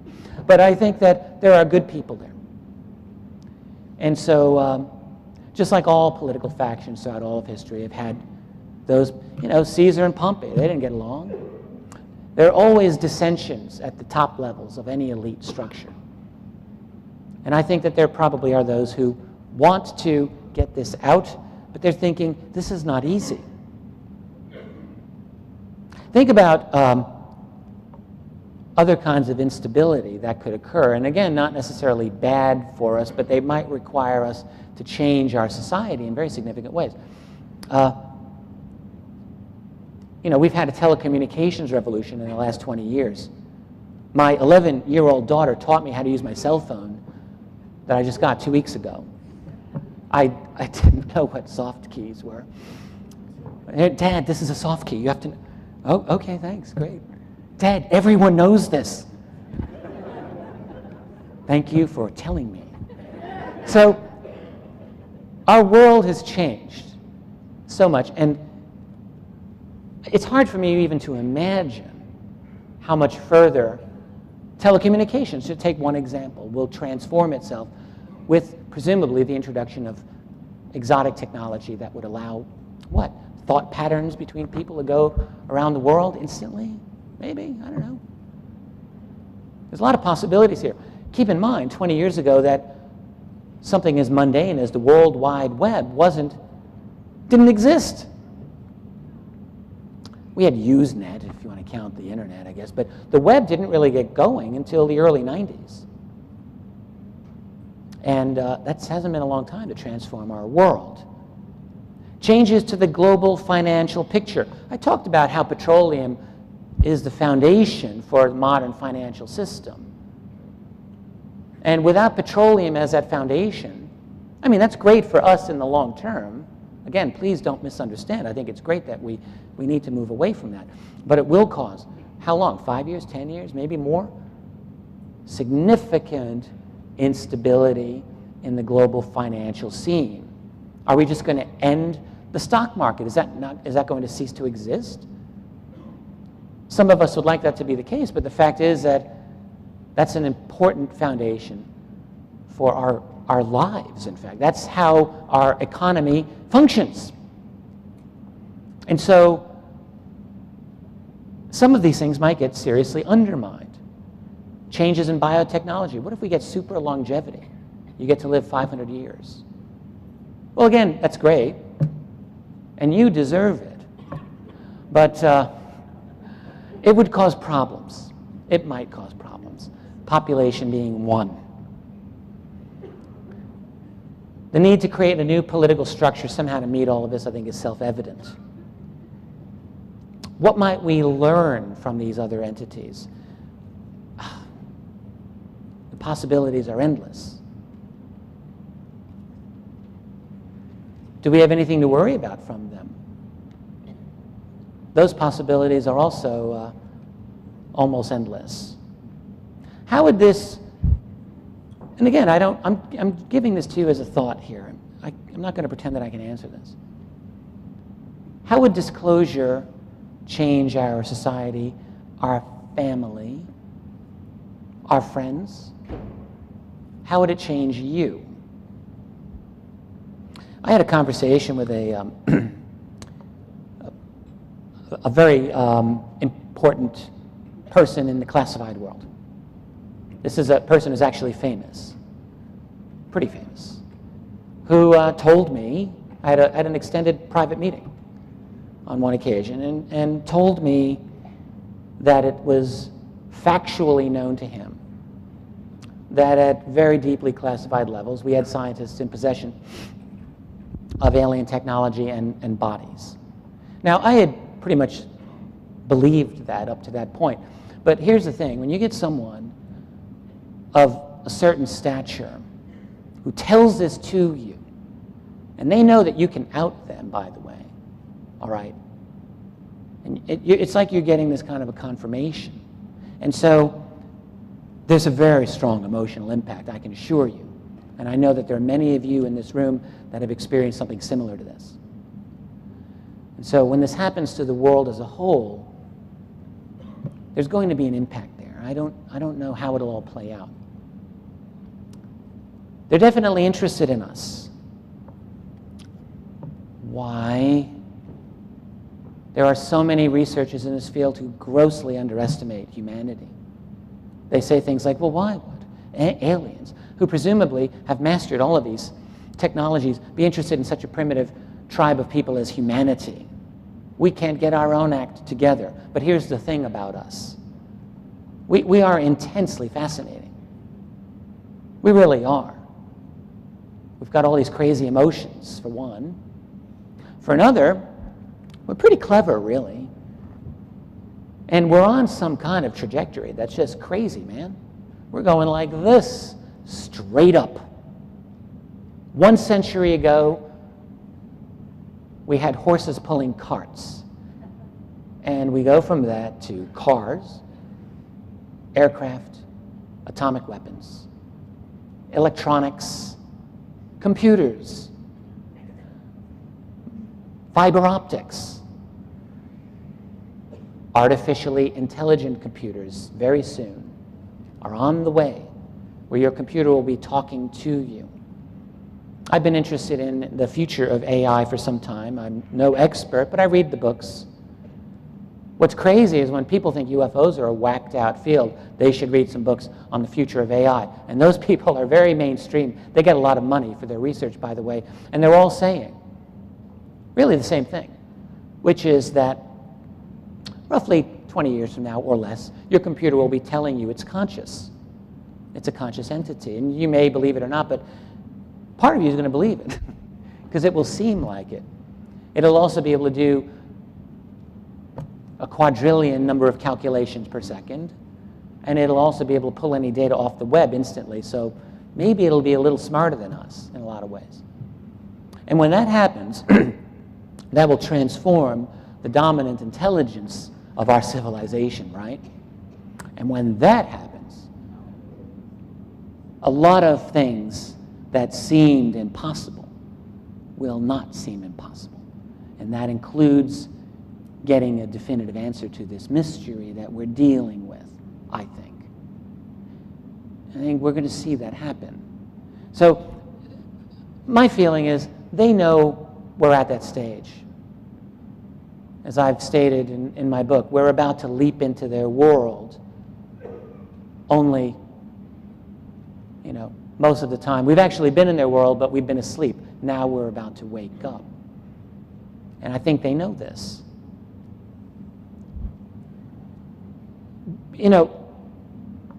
ending this impasse. I don't really know what the trigger is going to be. I don't know how it's going to happen. The only way that I can see it is I try to look at this big picture, and I see our society in such a dramatic transformation that I have to assume that, just like that song says, something's got to give. And you cannot bury the truth forever. The truth is going to come out. We are living in a time that is so radical. Transformations are constant. It's going to happen. The trigger is something I don't know yet, but I believe it will happen within 1 to 2 decades. That's considered conservative in this field, by the way. I don't think, I mean, maybe it'll happen tomorrow, but I think 10 years is safe. I think 20 years is very safe, where it becomes open and obvious that we're living in a world where these other entities are here. And then we're going to have to struggle. I'm about to be ready to close here. I see that I have 8 minutes, and that's about right. I don't think that I'll have time for Q&A. However, I will be available for the rest of, well, today and tomorrow all day. And I'll be very happy, to talk with all of you, answer whatever questions, chat, learn whatever. I always learn more than you do when I attend these conferences. That's no lie. And I'm very happy to do that while I'm here.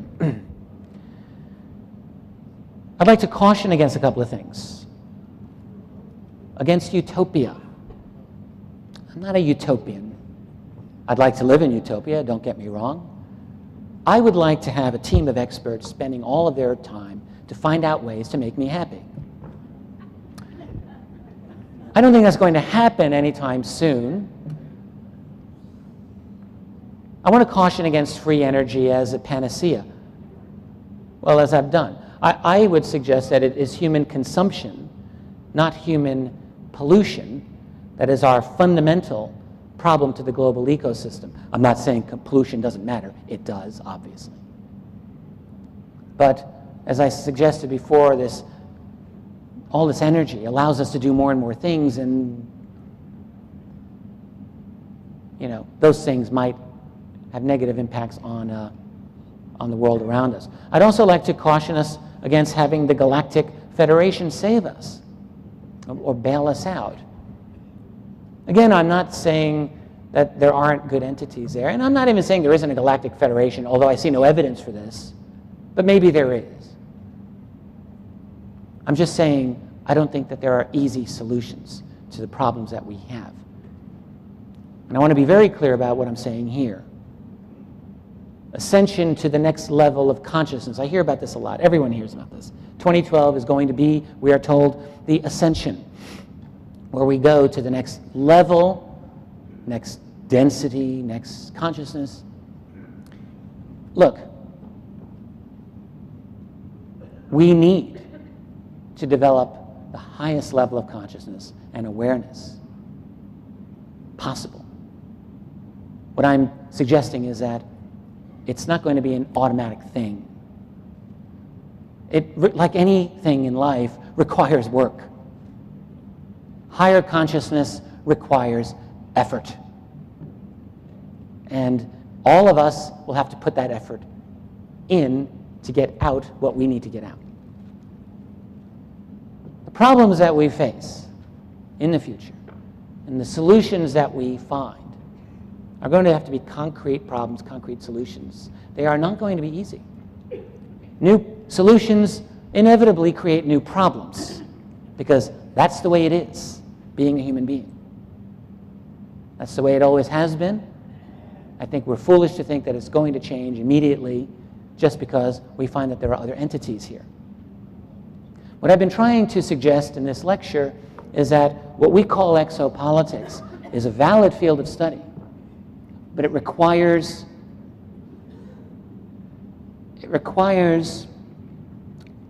more rigor than has been brought to bear for the most part. It requires more care and more responsibility. And then we can do it. We can do it right. These two books I have here with me. This is my newest book, UFOs and the National Security State, The Cover-Up Exposed. It's the second volume of a trilogy that I am writing. It's a large book. It's got a lot of information in it. I like to think that it's useful. I would encourage you to come to my table. I've got many copies. I don't want to leave with any. So you may certainly come and buy one. And that also goes for Richard Sauter's outstanding new book, Hidden in Plain Sight, of which I am the proud publisher.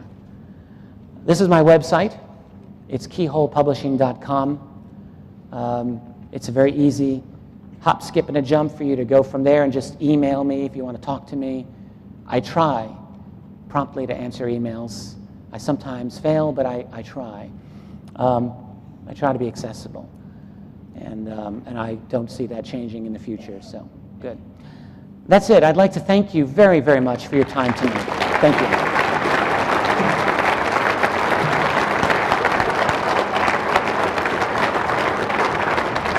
Richard Dolan! Thanks. Thank you.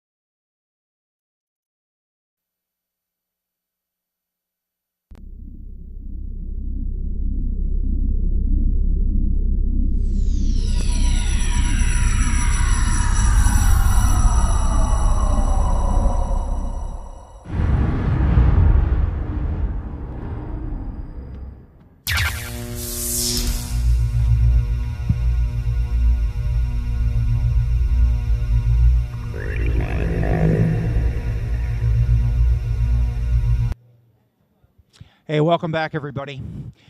Is there anyone in this auditorium that does not know the name Richard M. Dolan? Anyone? Oh my God, I actually see a hand. All right, for your benefit, sir. Richard Dolan is a historian, okay? He's a guy that goes into the archives and toils. He's a guy that reads histories. He's a guy that goes out and gets first-person testimonies, okay?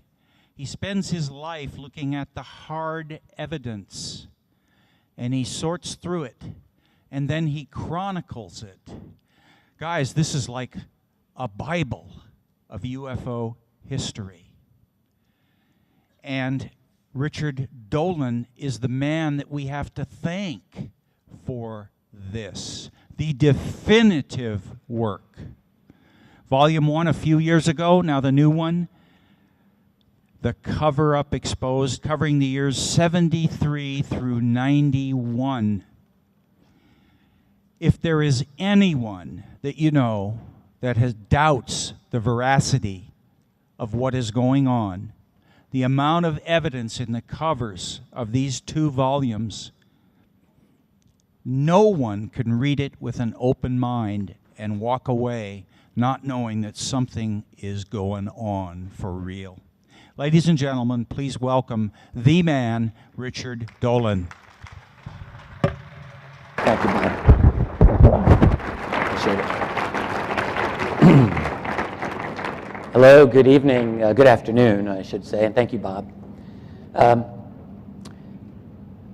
It's a bittersweet moment for me to be here, to be able to speak with you today, because as you all know, this is the last time that the International UFO Congress will be here in Laughlin, Nevada, run by Bob Brown and his wonderful daughter Nikki, and formerly by Terry Brown. And it's going on to new and I'm sure a bright future. with Open Minds starting next year. But this is the close of an era. I think we got a neat show. It's produced by a gentleman named John Doria out of Philadelphia. And we've put together a team. And I say we because I would say that I work closely with John on this. One of the other team members is someone known to UFO conferences, Rob Simone. And there are a couple of other people involved who are just wonderful to work with. And we are shopping this show around. We do have network interest, and we are hoping that we're going to have a green light. And if and when that happens, you'll hear more about it from my website at keyholepublishing.com. Okay, so enough of that. I'm sure there's something else I was going to mention, but, well, I'm sorry, I'm reaching into my notes here for one thing. Excuse me. Okay. So the title of what I decided for today was called Looking Back, Looking Forward Toward a New Understanding of Exopolitics. It's kind of mistitled after I thought about it, because there's not a lot of looking back in what I have to say to you tonight, but that's okay. What is exopolitics? It's one of these phrases, concepts, words that it's had a lot of cachet in the last decade. I think it's a great word. It relates to the relationship that we humans are having with whatever the intelligences there are that are behind the UFO phenomenon. If that means they're extraterrestrial, then that would be our relationship with these extraterrestrials. That's exopolitics. Fabulous. Now, for a lot of the time that I've been in the field here, I've avoided dealing with this. I've often felt that it's sort of a premature concept. How are we to talk about our relationship with them when we don't even have an open official acknowledgement that they're even here? How can we have a political dealings with them without really having any knowledge of what they are about, what their agendas are, and so forth? And so I really held off for a long time. I had been invited at one point to join the Exo-Politics Institute and politely declined. I didn't want to get involved with other organizations anyway. But I just felt it was not really for me. But the thing is, when you write about UFO history, and then when you write about politics the way that I always do, I can't help myself, it just keeps coming back. And so what I decided, though, is that after I was acquainted with a lot of the exopolitical literature, is that I wasn't particularly happy with a lot of it. Not all of it. I think some of it's very, and I've had a little bit of a part of that for the last few years. I've spoken here. I think this is possibly my 5th time. And in fact, the first time I ever spoke anywhere in public was at this conference in 2001. I'll never forget it. I was so nervous. A week before the conference, I wasn't even scheduled to speak. And my first volume was brand new at that time. And I was sitting alone in my office, and I got a phone call from Bob Brown, who I didn't really know. And he said, well, we've heard a little bit about you, and we're inviting you to speak at our conference. And I thought, well, that's pretty neat. I think I'll do that. And I said, well, when is it? And he said, next week. And I said, well, all right, I'll do that. And we hung up, and I said, well, how long do you need me to go? And he said, well, about 90 minutes will be fine. And I said, that's great, great. I hung up the phone, and I said, what do I do now? I didn't even have PowerPoint. I just went out there. I wrote a thing. I wrote this long, whatever. Wrote it out. Could you imagine? Who reads things?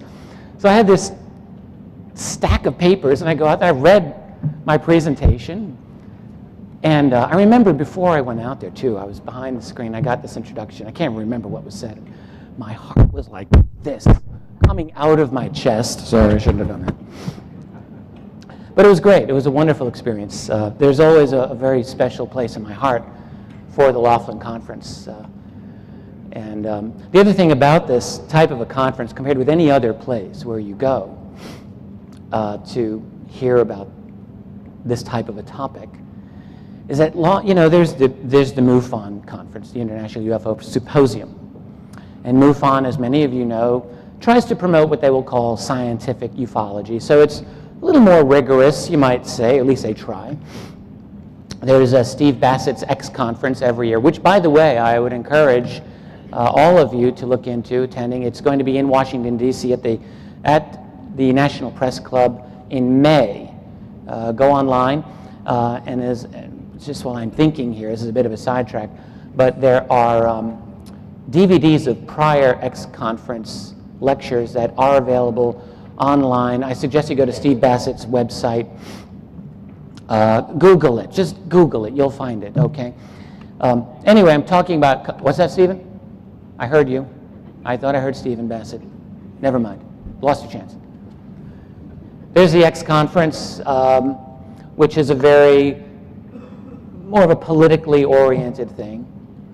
And there are a number of other conferences out there, but then there's this one. This is like friend and colleague Dr. Richard Souder. This is a great book.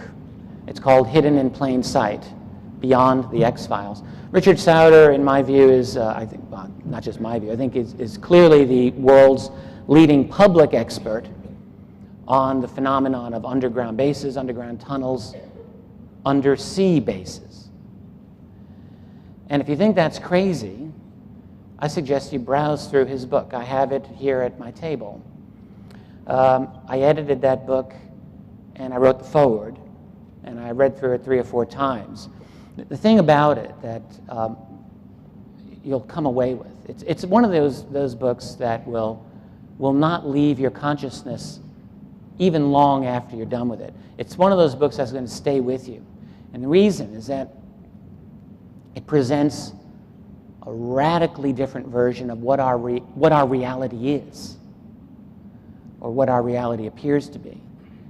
And it's presented with a great deal of plausibility. For instance, if you really wonder, well, how is it possible to have a base under the ocean seafloor? That's impossible. Well, he shows you how it isn't impossible.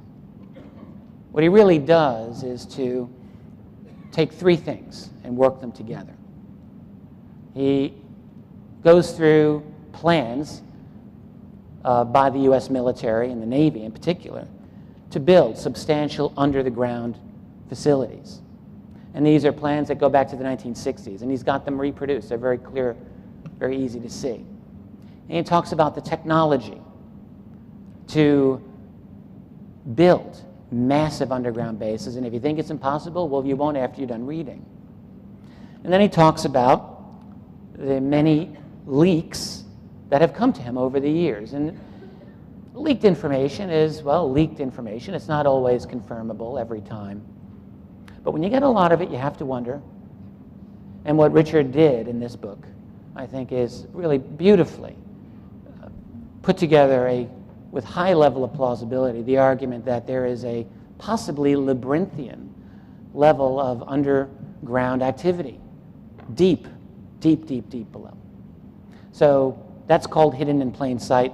I would strongly encourage you to take a look at it. As I mentioned, I have many copies here, and they are available. I think that's about all I'm going to mention. There's a few other things I was going to get into. I am possibly working on a television show. I guess I can mention that. I'm working on a television show, and we possibly have a commitment. I guess that's how I would want to put it. And this is a show called First Contact. I'm a fan of First Contact. It's a week-long love fest for people who are interested in this topic and all related topics. It's not just UFOs, although that's in there. It's about all the crazy stuff, man, that's in our field. Crop circles, dimensions, angelic beings. I don't study all of those things, at least not in detail, but they're all interesting. And here's the thing that I feel is valuable about it, which is that in my 15, 16 years now that I've been studying this topic, many of you much longer, I know, that this field is vastly more challenging, vastly more interesting than I had thought when I first got into it, back in olden times, otherwise known as the 1990s, when I thought, well, there apparently are these craft mechanically driven by, you know, like in the 1950s, day the Earth stood still, men from another planet, you know, coming. Well, it's a little more complicated than that, I think. In fact, that's a lot of what I'll be talking about today. And so it's at the Laughlin Conference, this International UFO Congress, which has run for just about 2 decades, where a lot of those idea-stretching, mind-expanding ideas come in. I wouldn't say all of them are right, but so what? That's what it's all about. We're trying to learn something new. And when you're doing that, you'll have some true things that are almost exactly true and other things that are maybe a bit off. And this is where the ideas get explored and passed around and where you meet some interesting people. So again, it's the end of that era, but I'm sure that there'll be many good days ahead for the conference in its new incarnation. I certainly wish it the best. Maybe they'll have me speak there. Hint, hint. So, that was a bit shameless, wasn't it? Now, I just wanted to mention one or two other things before I head on to my main quarry for today. You know that I write books on the UFO topic.